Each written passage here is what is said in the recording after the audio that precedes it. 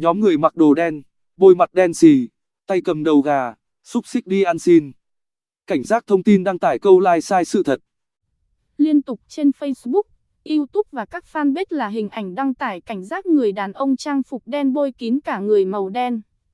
Những kẻ lợi dụng hóa trang giống chú đi ăn xin các kiểu, rồi đến các mẹ online thuê người mặc như thế vào job tăng tương tác. Tất cả đều chỉ là lợi dụng sự chú ý của mạng xã hội để câu like sai sự thật gây hoang mang dư luận tại các địa phương. Mới đây xuất hiện nhiều thanh niên cosplay thành đối tượng mặt đen cầm xúc xích và đầu gà đi khắp nơi xin tiền, vui chưa rõ chỉ thấy bị ném đá dữ dội.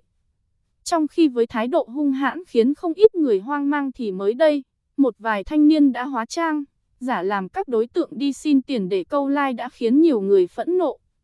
Ngay sau khi hàng loạt những hình ảnh về nhóm người mặc đồ đen, hóa trang kỳ dị đi khắp nơi xin tiền được chia sẻ lên mạng xã hội đã khiến nhiều người hoang mang. Thậm chí, không ít dân mạng lên tiếng kêu gọi mọi người truy lùng tung tích của nhóm người trên, và đề nghị mọi người thông báo cho công an khi thấy họ xuất hiện.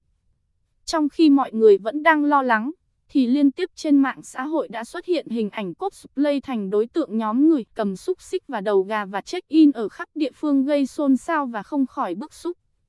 Đầu tiên là hình ảnh người đàn ông mặc đồ đen, mặt hóa trang đen nhẻm bị trói tay, đánh chảy máu mặt vì nghi là có liên quan đến nhóm đối tượng cầm xúc xích và đầu gà đi xin tiền khắp nơi. Tuy nhiên, những hình ảnh trên cũng khiến dân mạng bán tín bán nghi bởi một số đặc điểm không trùng khớp với đối tượng đi xin tiền.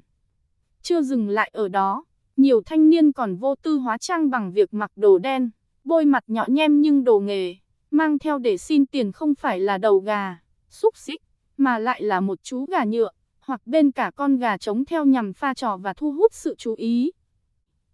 Thêm vào đó, chính những đôi giày các thanh niên đi trên chân đã phản chủ, khiến nhiều người nhanh chóng nhận ra đây chỉ là phiên bản fake, nhằm câu like, gây chú ý chứ không nằm trong nhóm người hóa trang kỳ dị, đi xin tiền khắp nơi những ngày qua. Bởi có thể nhận thấy đối tượng bôi mặt đen xì xuất hiện dạo gần đây thường đi một đôi ủng cao đến gần gối chứ không hề đi giày thể thao. Chưa kể đến trang phục cùng chiếc mũ bảo hiểm cũng hoàn toàn khác nhau. Ngay sau khi những hình ảnh về các thanh niên cosplay thành đối tượng ăn xin kỳ dị được chia sẻ lên mạng xã hội đã khiến nhiều người bức xúc lên tiếng chỉ trích và ném đá dữ dội.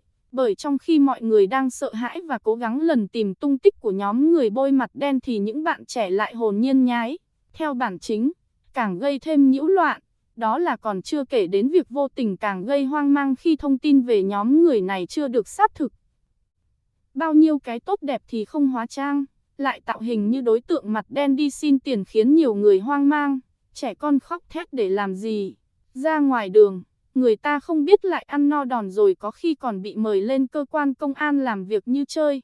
Tài khoản ngứa mồm chia sẻ. Mồng 1 tháng 4 qua lâu rồi, Halloween cũng qua rồi. Theo chen câu like thế này rồi người ta tưởng đồng bọn của mấy người kia lại vây đánh cho như tử. Toàn các thanh niên tào lao, chen xấu chứ có hay ho gì đâu. Trong khi mấy chen bảo vệ môi trường, dọn vệ sinh môi trường thì chả thấy cosplay tham gia. Một bạn khác lên tiếng. Sự thật ra sao? Chỉ có một người như mô tả trong hình và xuất hiện ở quận Hà Đông, Hà Nội. Ông bị tâm lý bất ổn, triệu chứng thần kinh và đi lang thang xin tiền. Lúc bị chửi đuổi thì ông có hành động thái quá phản ứng lại chứ chưa phát hiện vi phạm pháp luật hay bắt cóc cướp giật như đồn thổi của các bà buôn hàng online. Sự việc được chính lãnh đạo công an quận Hà Đông, Hà Nội trả lời báo chí và đối tượng vẫn đang được theo dõi thêm. Như vậy, những thông tin người áo đen xuất hiện ở bất cứ đâu ngoài Hà Đông, Hà Nội đều là mượn cớ câu like sai sự thật gây hoang mang dư luận ở các địa phương nhằm mục đích cho bán hàng online trái phép. Người viết bài này khuyến cáo, những clip diễn câu like như này chỉ gây hoang mang cho mọi người và cộng đồng thôi. Mong cơ quan chức năng địa phương, Sở Truyền thông các tỉnh thành sớm vào cuộc xử lý các vi phạm đang diễn ra tránh gây thêm hoang mang dư luận. Fanpage Công Luân TV tiếp tục thông tin thêm sau. Cảm ơn các bạn đã xem kênh và đừng quên đăng ký để theo dõi những video mới nhất trên kênh của chúng tôi.